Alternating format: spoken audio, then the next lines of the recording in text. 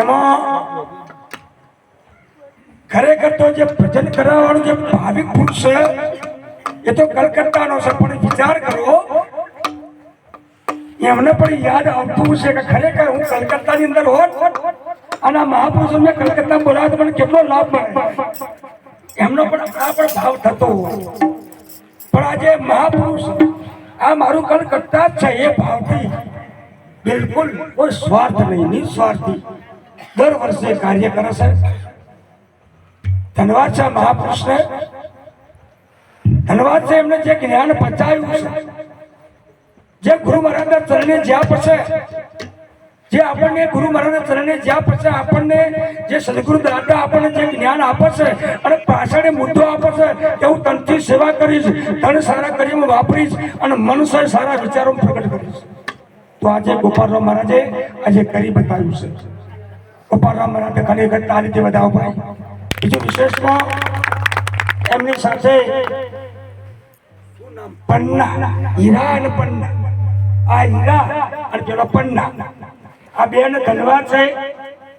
નરનારીનું એક મતું સરગા પર મસત, આ બેનું એક મતું આજે તમે જુઓ, આજે ત્યાં કલકત્તાની અંદર છે. પણ એ આ પ્રસંગ નિહાળ્યો, સંતોનો દર્શન કર્યા એ બદલ કલકત્તાના પરિવાર એવા ડોક્ટર સાહેબ ગોપાલરામ મહારાજને ખરેખર હૃદયના ભાવથી સદગુરુ પરમાત્મા એમને જ્ઞાન ભક્તિ ભાવમાં ખૂબ ખૂબ આગળ વધે અને ખૂબ સંતોની સેવા કરે અને આ દિન પ્રતિદિન આ નિરાત બાપુ નહીં પણ એમનો નહીં પણ આખા રાજસ્થાન નહીં પણ કલકત્તામાં એમના નામના ડંકા વાગે. બોલો સદગુરુ મહારાજની જય. બીજું વિશેષમાં આ ભૂમિમાં કોંતીરામ મહારાજ, બીજું સુપરફાસ્ટ, અમારા હરખીબાનું નામ મેં સુપરફાસ્ટ પાડ્યું. ખરેખર એમની અટકળ ભાવ, એમનો અટકળ પ્રેમ, એમને જો પાણી મગાવો ને આપણે પેણ પાણી મગાવી દેવું પાણી અપાઈ જાય, એટલે એમનું નામ સુપરફાસ્ટ પાડ્યું છે. ધન્યવાદ છે હરખીબાને. બીજો એમના બે સુપુત્રો શુભમભાઈ, બીજું નામ તો મને નથી આવડતું, બંને શુભમભાઈ કહું છું.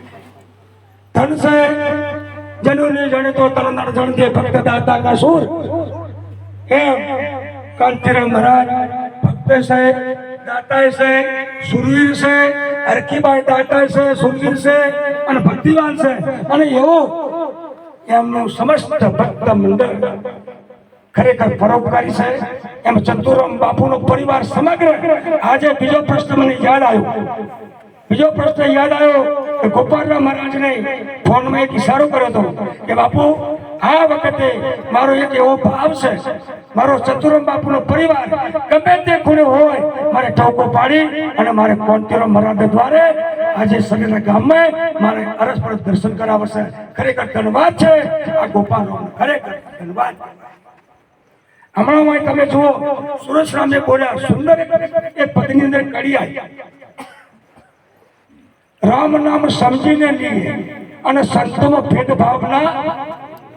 તો આ ભેદભાવનો અર્થ શું થાય? ભેદ એટલે શું? ભેદનો ભાવ શું? ભેદ એટલે શું? ઘણો ભેદ. સંતોમાં ભેદ નહીં રાખવાનો. કોણી પણ કહે છે મારા સંતોમાં ના હોય ભેદ ભાવ. સોમય હરિગુરુ સંતને આજનો સુંદર યોગ. એટલે આજે આ સ્વરૂપ ભાડી આજે સતીરામ મહારાજનો પરિવાર જોઈ આજે મારું હૈયું હરખાઈ જાય. ખરેખર કોઈ ભેદ નથી, કોઈ એવો ભાવ નથી. આ એકતા ભાવ છે. કયો ભાવ છે? આજે એકતા ભાવથી બન્યા છે અને એકતા ભાવથી આ ગોપાલરામ મહારાજને ખરેખર ફાળી જાય છે. હા, ગોપાલરામ મહારાજના ફાળે જાય છે. ખરેખર આ એકતા ભાવ આજે ભજન કરી આજે ગોપાલરામ મહારાજે આ સમુદાય ચતુરામ બાપુના પરિવાર નહીં પણ નિરાત બાપુના પરિવારના આજે વિરાટ તરફે દર્શન કરાયા. તે બદલ ગોપાલરામનો ખૂબ ખૂબ ધન્યવાદ છે.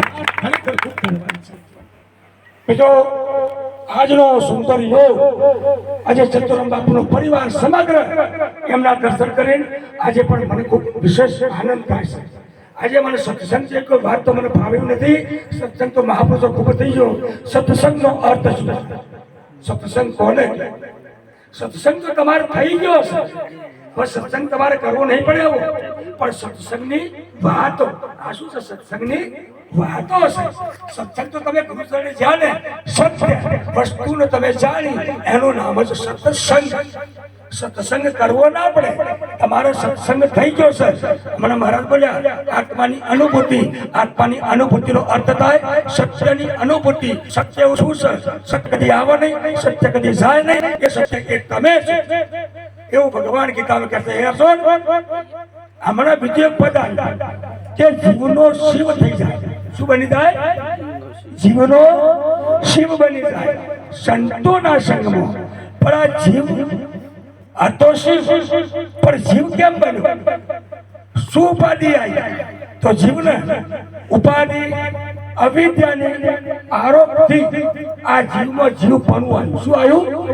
જીવ પણું આવ્યું, મારા પણું આવ્યું, દેહ પણું આવ્યું. ઓને જીવ કહેવાય. પોતે જીવ, પોતે શિવ છે, પણ પણું આવે, હું પણું આવે એટલે આ મહાપુરુષો.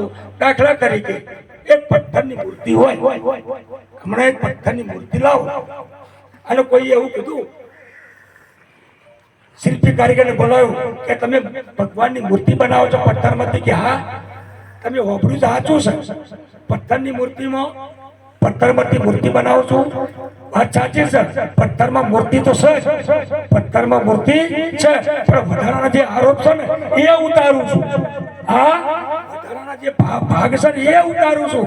એમાં આપણામાં જે વધારો ભાવ ચડ્યો છે ને, હું અને મારું અને હું આ કરું છું, મારા સિવાય કોઈ નથી, આ વધારે પેટું છે ને એ આરોપ અડગા કરે છે.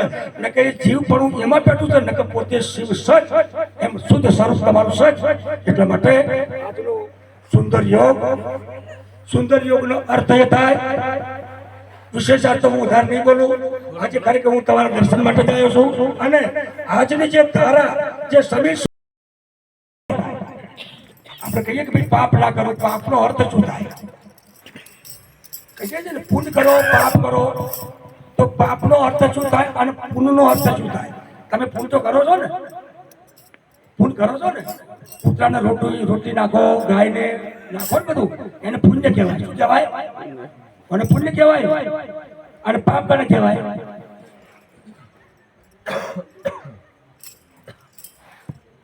પગમાં કીડી મરી જાય, મકોડો મરી જાય, જીવ હત્યા કરો એને બધું પાપ કહેવાય. પણ મહાપુરુષ શું કહે છે? મોટા મોટું પાપ જૂઠ સર જૂઠ, એનાથી કોઈ મોટું પાપ નથી.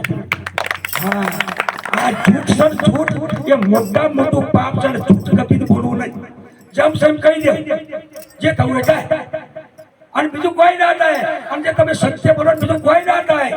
હા, સિદ્ધિ રાજા મહાસત્વાની રહેતા અયોધ્યાની મોય, દેવ સભામાં વાતો ચાલી, સીમિતનું નહીં કોઈ. ઇન્દ્ર કે મારે પારખો લેવા, જીતે તો દાન માગ્યા દેવા. ઇન્દ્રદેવ તમે જુઓ તો આવી કસોટી, સંતની જે કસોટી, ઇન્દ્ર અને બાદ ફરતા ફરતા અયોધ્યાની અંદર આવ્યા. દેવ સભામાં વાતો ચાલી, આ શરીરમાં વાતો ચાલી કે ગુજરાતમાં કે આવા ભક્તો છે, આવા શરીરના મહાપુરુષો પરીક્ષા માટે નીકળી ગયા. દેવ સભામાં વાતો ચાલી, સીમિતનું નહીં કોઈ. ઇન્દ્ર કે મારે પારખા લેવા, જીતે તો દાન માગ્યા દેવા. ઇન્દ્ર રાજા હોલો બનાવ્યા. ઇન્દ્ર બન્યા બાદ અગ્નિદેવને હોલો બનાવ્યા. આકાશ માર્ગે ઉડતા જાય, જો બેઠા સિબી રાજા આવા તમારા જેવા મહાપુરુષો સત્યવાદી હતા. એ હોલો આવી તરફડી દેવા મળ્યો. બાપ મને બચાવ, તમારા શરણે જીવાતમાં કોઈ દુબળો આવે એને બચાવજો, એને બચાવજો. અને તમે જુઓ, બચાવવાનો તમારો ભાવ છે. તરુવર સરોવર સદજન 4 વર્ષે મેં પરમાર્થના કારણે ચારણ ધર્યા દે, એટલે તમારો બચાવવાનો જ પરમાર્થી કાર્ય છે. અને કેને બચાવશો, જીવાત્માને બચાવશો, એનું નામ જ પૂન. અને બીજો પ્રશ્ન એ કહું કે પાપ કોને કહો છો? દેહ હું અને દેહ મારો, એનું નામ જ મોટું પાપ. આ દેહ હું દેહ મારો, આર્ય મોટું પાપ. અને તેરા તુજકો અર્પણ, જ્યાં લાગે મેરા, ગુરુને અર્પણ કરો, એનું નામ જ મોટા મોટું પુણ્ય. પુણ્ય હોય છે, આગળ નથી. એટલે સિબી રાજા આવી રીતે સિબી રાજા જો ઓગણે બોલો આઈને બેઠો, મહારાજ મને બચાવો. સિબી રાજાએ હાથ ફેર્યો, મારા શરણે આવ્યો છું, તને બચાવીશ. ભોલાને આશ્વાસન આપ્યું. અમે બાજ આવીને બેઠો, મહારાજ મારો શિકાર છે, હું 3 દિવસથી ભૂખે મરું છું, હું મરી જઈશ તો હત્યા કેમ ન લાગશે? બહેનો પુણ્ય, બહેનો તોલ હરખો કરવાનો છે. મહારાજ એને બચાવો તો બચાવો, એના ભારોભાર મને માટી આપો. તો સીબી રાજા બીજો લેવા ના ગયા, પોતાની પેઢી કાપી કાપી ઓટો બાટ મગાયા. દેવ સભામાં વસ્તી જોવા ચાલી. સીબી રાજા માટી કાપે, હોલો સાપ હેઠી નાખે. સીબી રાજા માટી નાખે, હોલો સાપ હેઠી નાખે. સીબી રાજાએ નક્કી કર્યું આ સાધારણ વ્યક્તિ નથી. સીબી રાજા આખા પલ્લામાં બેહી ગયા. બે હરખો થઈ ગયો, બે હરખો થઈ ગયો. તાર ગુરુ મોટા તમે મોટા બે હરખા કર્યા કે ના કર્યા? આ ગુરુની ઝુકતી છે બાબા, આ ગુરુની ઝુકતી છે. અને તમે જુઓ એ વખતે બે હરખા થાય એ વખતે તમે વિચાર કરો. આ રહ્યા એક ડોક્ટરો છે, આ મહારોગ મટાડવાના મહાપુરુષો, આ રહ્યા ડોક્ટરો છે. મને દવા દેવ ગુરુદેવ, મને મારું મોઢું પડ્યું, હા એનું ઓપરેશન કરી નાખજો અને મટી જાય મહા રોગ, ભવનો દુઃખ મટી જાય. અને આ ખરેખર આર્યા ડોક્ટરો છે, આર્યા ડોક્ટરો છે. અનાદિકાળથી તમે અનાદિકાળથી આ જીવાતમાં ઘણો પરિવાર એવું ના બનતા કે આ શરીરામો કે આજુબાજુ ગામડામાં આપણે પહેલી કરતા છે. ઘણો પરિવાર આપણે મુક્તા આવ્યા છીએ, ઘણો પરિવાર મુક્તા આવ્યા છીએ. એટલે મહારાજ હમણાં બોલ્યા કે જાગ જીવનના ભવસાગરના કોઠે આવેલું નાવ ડૂબે છે. કયો કોઠો? કે ગુરુનો ચરણનો કોઠો તું સ્વીકારી લે અને તારું સ્વરૂપ તું પ્રાપ્ત કરી લે. તો ધન્યવાદ છે આજનો સુંદર યોગ. આ યોગને આજે હું હૃદયના ભાવથી વધાવું છું અને ખરેખર અભિનંદન પાઠવું છું. આજે મારા શરીરના ગામની અંદર એ મારા વાલા,